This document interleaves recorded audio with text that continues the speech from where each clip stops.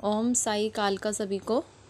मेरा नाम रेनू शर्मा और एक छोटा सा वीडियो मैं डालना चाहती हूँ गुरु मच्छिंद्रनाथ जी के बारे में, क्योंकि जैसे गुरु माँ ने हमें बहुत सारे सवाल दिए थे, उसके बदले हम बच्चों ने आंसर दिए थे। तो जिसने जितना पढ़ा, जितना जाना, उसके हिसाब से सबने आंसर दिए और मैंने जितना जाना उसके हिसाब से मैं भी शेयर करना चाहती हूँ कुछ। कि गुरु मच्छिंद्रनाथ माँ ने एक सवाल किया था कि क्या वो संपूर्ण गुरु हैं, और जितना मैंने पढ़ा तो उसमें गुरु मच्छिंद्रनाथ जी के बारे में इतना बताया गया था कि वो विष्णु भगवान के अंश अवतार थे। और जब भगवान शिव ने कथा सुनाई थी माँ पार्वती को, तो उस टाइम वो मछली के गर्भ में थे।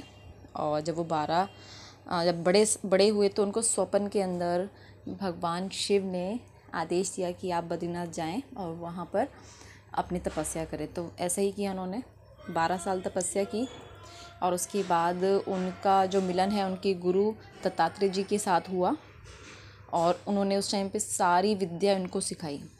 और जो शाबर मंत्र हैं उनके रचयिता गुरु मच्छिंद्रनाथ जी ही हैं। और उन्होंने बहुत सारी ऐसी सिद्धियाँ प्राप्त की जो कि शायद उस टाइम पे किसी को नहीं प्राप्त थी। जितने भी देवी देवता उस टाइम पे थे उन सब से इन्होंने शक्तियाँ प्राप्त की। और जब शाबर मंत्र का निर्माण किया था तो उसको वो कविता के रूप में लिखना चाहते थे, तो उन्होंने सभी देवताओं से आशीर्वाद ग्रहण किया था। और उनका जो तपोबल था वो उतना ज़्यादा स्ट्रॉन्ग था कि सभी देवी देवताओं की शक्ति अभी उसके सामने कम पड़ती थी। क्योंकि कहते हैं कि योगी के योग के आगे मतलब कुछ नहीं टिकता। और भगवान जो होते हैं वो अपने भक्तों के अकॉर्डिंग चलते हैं, उसके अपने भक्तों के लिए, या फिर लगा ले जो योगी हुए उनके लिए नियम भी बदल दिए जाते थे।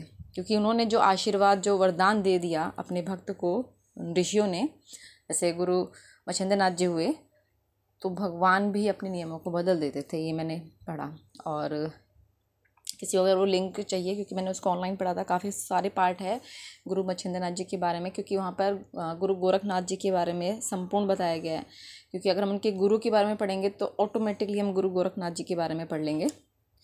तो उसके बाद जैसे कहा जाता है कि कई बार वो मतलब ऐसे गुरु है कि जो अपना रास्ता भटक गए। जैसे त्रिजा जो राज्य था वहाँ पे बताया जाता है कि वो स्त्री के साथ रहे, तो उसका भी एक कारण था। क्योंकि वो हनुमान जी की आज्ञा थी उस टाइम पे, है ना।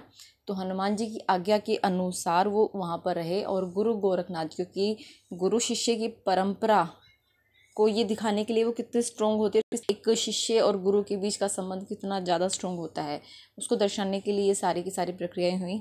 और इसके बाद जब गुरु गोरखनाथ गुरु मच्छिंद्रनाथ जी के लिए मतलब सबसे अच्छे और सर्व शिष्य हुए, तो उन्होंने अपनी सारी शक्तियाँ, यानी कि जितने भी परीक्षाएं गुरु ले सकता है वो सब में उत्तीर्ण हुए गुरु गोरखनाथ जी। तो उसके बाद जितनी भी विद्या इन्होंने सीखी थी वो सब की सब गुरु गोरखनाथ जी को उन्होंने दी दी।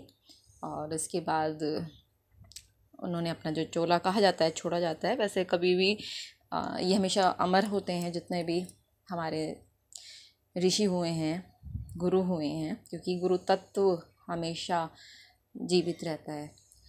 तो इस तरीके से हम सब ये ना समझे कि ये संपूर्ण गुरु ना थे, क्योंकि अगर ये संपूर्ण गुरु नहीं होते तो एक संपूर्ण शिष्य का निर्माण भी नहीं कर सकते थे उन्होंने। क्योंकि गुरु गोरखनाथ जी कहा जाता है कि गोबर के ढेरी से निकले थे। वो 12 वर्ष के थे जब वो, तो उनके पिता समान भी वही थे। सारी शिक्षाएं जो एक बालक को दी जाती है शायद माँ बाप के द्वारा, वो सारी शिक्षाएं गुरु मच्छिंद्रनाथ जी ने गुरु गोरखनाथ जी को दी। और कहा जाता है कि गोरखनाथ जी भगवान शिव के शिष्य थे।